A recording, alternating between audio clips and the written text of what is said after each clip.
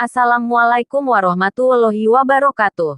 Selamat datang di channel Kang Uje. Dukung channel ini dengan cara like, komen, share dan subscribe, agar channel ini terus berkembang. Tanpa basa-basi kita lanjut ya gan.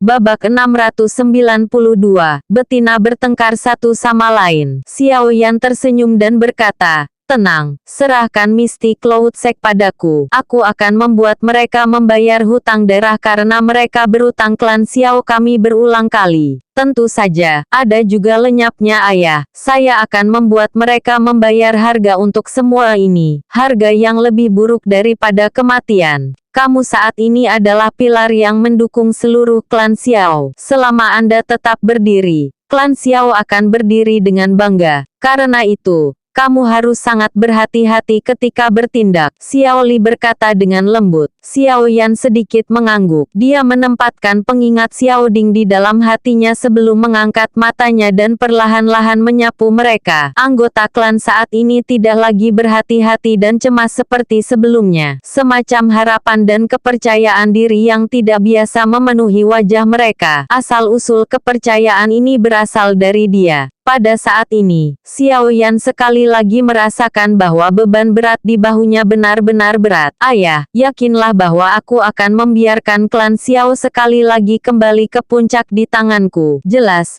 Pasti." Serangan Misty Cloud Sekte pada klan primer akhirnya berakhir dengan mereka menderita kerugian besar. Sama seperti semua orang berpikir bahwa faksi terkuat dalam Kekaisaran Jiama akan meledak menjadi kemarahan seperti petir. Yang pertama tiba-tiba turun ke keheningan yang tidak biasa. Tindakan aneh semacam ini menyebabkan banyak orang bingung. Xiao Yan dan yang lainnya mungkin juga merasa terkejut dengan keheningan Misty Cloud Sect yang tidak biasa ini. Tapi mereka tidak berpikir terlalu dalam tentang itu. Karena pihak lain ingin memberi mereka waktu untuk melakukan kontak dengan faksi lain. Mereka akan melakukan apa yang diinginkan pihak lain. Hai Bodong juga telah menunjukkan efektivitas luar biasa selama periode waktu ini. Dalam satu hari yang singkat, dia sudah melakukan kontak dengan beberapa faksi besar ibu kota yang tersisa. Dengan kembalinya Xiao Yan yang kuat dan penampilan kekuatan yang mengejutkan di depan banyak orang hari itu, secara alami tidak ada satupun faksi yang berani dengan mudah mengabaikan saran Hai Bodong saat ini. Oleh karena itu, pekerjaan menghubungi sangat mudah. Tempat pertemuan di mana mereka akan membahas masalah terletak di Asosiasi Alkemis, yang telah mempertahankan posisi netral dalam Kekaisaran Jiama, menjadi tempat yang telah mengumpulkan lebih dari setengah alkemis di dalam Kekaisaran. Kemampuan mengumpulkan yang dimiliki Asosiasi Alkemis di dalam Kekaisaran Jiama secara alami jauh dari biasa. Meskipun kemampuan penyempurnaan obat ketua Fama sedikit lebih rendah dari pil King Guhe, dia jauh melampaui apa yang dapat dibandingkan dengan yang terakhir dalam hal senioritas. Oleh karena itu, bahkan Guhe harus sedikit sopan di depan Fama. Karena ini, menemukan tempat pertemuan di Asosiasi Alkemis tidak sedikit pun tidak pantas. Xiao Yan kebetulan bertemu Hai Bodong dan Ya Fei yang akan pergi ketika dia tiba di klan primer pagi-pagi. "Hihi, kamu anak kecil." Hai Bodong tertawa keras ketika dia melihat Xiao Yan. Dia baru saja akan menyambut yang terakhir ketika dia melihat wajah cantik yang berisi perasaan menyihir di belakang Xiao Yan. Wajahnya sedikit berkedut ketika dia batuk kering dan berkata, "Aku baru saja akan mengirim seseorang untuk mencarimu. Saya sudah melakukan kontak dengan keluarga Kekaisaran, klanmu, dan klan Nalan untuk bertemu di Asosiasi Alkemis hari ini untuk membahas beberapa masalah kolaborasi." Xiao Yan tersenyum dan mengangguk. Dia menepuk kepala Zian yang melihat sekeliling tempat itu dari sisinya. Karena dia khawatir gadis kecil ini akan diculik oleh Medusa untuk pergi dan mencuri bahan obat orang lain. Dia hanya bisa membawanya di sisinya. Namun, dia agak terdiam di hadapan Medusa yang mengikutinya. Tampaknya wanita ini memiliki minat yang besar pada Zian. Xiaoyan, ini, Ya Fei, yang wajahnya yang cantik berisi senyum lembut juga terkejut ketika dia melihat Medusa mengikuti di belakang Xiaoyan. Dia segera tersenyum dan bertanya tanpa mengungkapkan apapun. Seorang teman, Anda bisa memanggilnya Cailin. Xiaoyan tampaknya merasakan bahwa ada sesuatu yang tidak beres di bawah fokus mata bunga persik Ya Fei yang berair. Karenanya, dia hanya bisa menjawab dengan samar. Jadi itu Nona Cailin. Ya Fei mengangkat alisnya setelah mendengar ini. Dia mengambil 2 langkah ke depan, mengamati wajah Medusa yang indah dan tanpa cacat yang bahkan membuatnya merasa seperti berseru dengan keras. Dia tersenyum dan berkata, Nona Cailin memang cantik. Tidak heran Anda mengikuti di samping Xiaoyan Didi.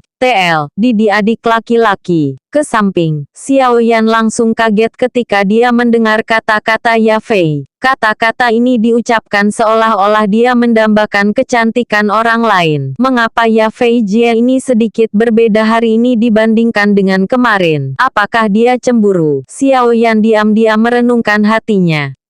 Jie kakak perempuan. Jie kakak perempuan. Sebagai seorang pria, mungkin sulit bagi Xiaoyan untuk merasakan beberapa pemikiran seorang wanita. Namun, Medusa berhasil merasakan sedikit permusuhan dan kehati-hatian dalam nada suara wanita di depannya, yang juga memiliki penampilan dan sikap yang sangat luar biasa. Bulu matanya yang panjang sedikit berkedip dan matanya yang malas menyapu Xiaoyan dan Ya Fei. Dia samar-samar bisa merasakan bahwa wanita cantik di depannya ini memiliki perasaan khusus terhadap Xiaoyan. Untuk beberapa alasan yang tidak diketahui, Medusa tanpa sadar merajut alisnya ketika dia memikirkan hal ini. Emosi yang tidak dikenal muncul di hatinya. Emosi semacam ini membuatnya merasa agak frustrasi. Oleh karena itu, wajahnya yang cantik berpaling ke Xiaoyan dan nadanya berubah jauh lebih dingin. Mengapa kita menyeret percakapan di sini daripada melakukan hal-hal serius? Xiaoyan juga terkejut ketika dia melihat bahwa ekspresi Medusa tiba-tiba menjadi dingin. Tatapannya segera menyapu wajah Ya Fei dan kemudian wajahnya. Hatinya terasa bingung. Mengapa kedua wanita itu tidak normal hari ini? Asteris batuk asteris, asteris batuk asteris, asteris batuk asteris, asteris batuk asteris, asteris batuk asteris. Hai Bodong di samping adalah orang yang sangat berpengalaman di usia tuanya. Dia berhasil melihat suasana yang agak tidak ramah antara Ya Fei dan Medusa sekilas dan segera mengeluarkan batuk kering saat dia buru-buru menarik Ya Fei di belakangnya. Jika ular betina yang ganas dan cantik ini tiba-tiba menyerang, Ya Fei mungkin tidak akan mampu bahkan menahan satu pukulan pun karena kekuatannya. Ya Fei, semua rumah lelang klan akan sekali lagi dibuka hari ini. Masalah-masalah ini juga merepotkan. Anda harus bergegas untuk mengarahkan dan menyelesaikannya. Kelompok Xiaoyan dan aku masih harus bergegas ke asosiasi alkemis. Meskipun Ya Fei agak tidak mau, dia hanya bisa menganggukkan kepalanya ketika dia mendengar perintah Hai Bodong. Namun, tepat sebelum dia pergi, dia perlahan berjalan di depan Xiaoyan dan mengulurkan tangannya yang lembut seperti batu giok putih salju untuk dengan lembut membantunya meratakan jubahnya yang agak berantakan. Dia dengan lembut berkata, anak kecil, jangan impulsif dalam pertemuan ini. Setiap orang yang dapat Anda ikat adalah satu orang tambahan untuk Anda gunakan. Itu juga akan baik jika mereka akhirnya menjadi korban. Sekarang, Anda tidak hanya membawa nasib klan Xiao, tapi Anda juga berutang janji. Anda lebih baik tidak malu melupakannya. Xiaoyan mengendus aroma samar yang ditransmisikan dari depannya dan merasakan perasaan lembut yang dibawa ketika tangan halus salju putih Ya Fei menyapu dia. Hatinya bergerak sedikit ketika dia mengungkapkan gigi putihnya yang cerah dan berkata sambil tersenyum, tentu saja aku tidak akan melupakannya.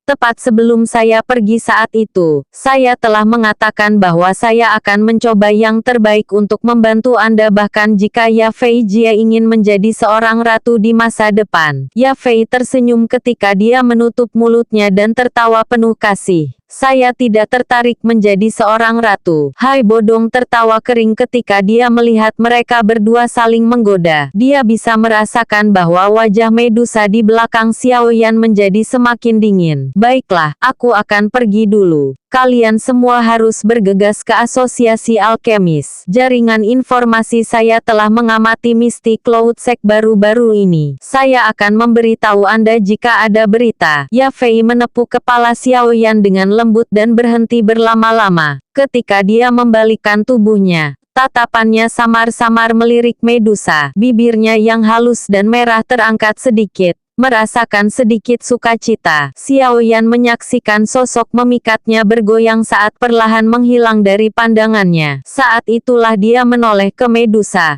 tersenyum, dan berkata, "Ayo pergi. Jika Anda belum cukup melihat, Anda dapat mengikutinya dan terus menonton." Medusa melirik Xiaoyan sambil tertawa dingin. Dia segera berbalik dan keluar dari manor. Wanita ini, mengapa dia bertingkah aneh hari ini? Xiaoyan menggelengkan kepalanya ketika dia melihat punggung Medusa dan berbicara dengan agak terpana. Dia cemburu. Semua wanita seperti itu. Hai Bodong di sampingnya tertawa dan segera mengangkat ibu jarinya ke arah Xiaoyan. Anak kecil, kamu benar-benar baik. Anda benar-benar berhasil menjinakkan ular betina cantik ini yang namanya menakuti seluruh kekaisaran Jiama saat itu. 1 kata, impresif. 2 kata, sangat kuat. 3 kata, sangat-sangat kuat. TL, 1 kata, 2 kata, 3 kata terdengar mengerikan karena terjemahan. Lelucon yang dingin. Cemburu. Xiaoyan tiba-tiba tertawa terbahak-bahak ketika mendengar ini. Dia segera menggelengkan kepalanya. Dia tidak berpikir bahwa Medusa dapat memiliki emosi seperti itu. Apalagi, jinak. Lupakan saja. Siapa yang tahu jika dia akan segera menjadi musuh setelah perjanjian 1 tahun dan membunuhnya. Lebih baik menghindari bercinta dengan wanita seperti ini.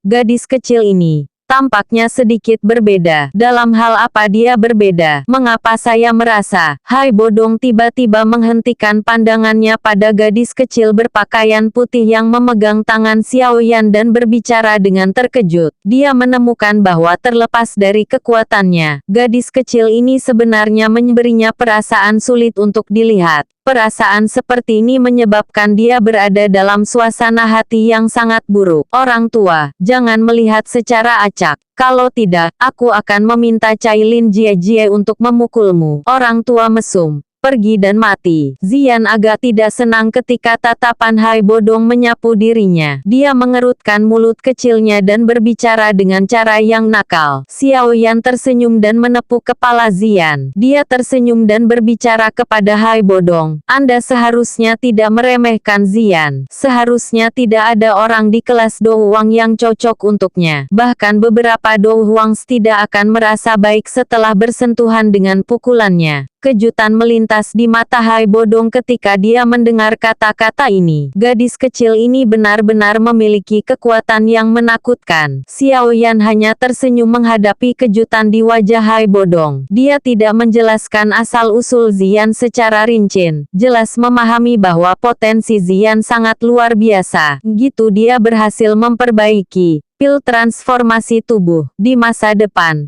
Kemungkinan kekuatannya tidak akan kalah dari Medusa. Apalagi, kekuatannya yang tidak biasa yang menakutkan adalah sesuatu yang bahkan ditakuti oleh Xiaoyan. Dapat diprediksi bahwa di masa depan, Zian akan sangat membantu Xiaoyan. Meskipun hari ini akan menjadi agak jauh.